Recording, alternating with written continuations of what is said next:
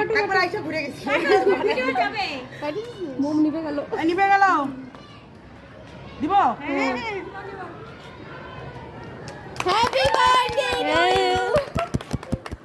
সবগুলোকে thank you. ওই পেনটা কে আনলো? ওইটা আমারই পেন, আমারই গিফট। কাটো। ইর বাবা। কেকের চেয়ে চাকুই বড়। নিচে রাখো। আগে প্যাকেট কাটতে হবে।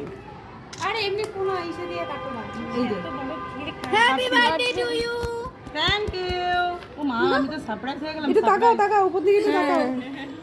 এই দেখো চাকু। আমার মানুষ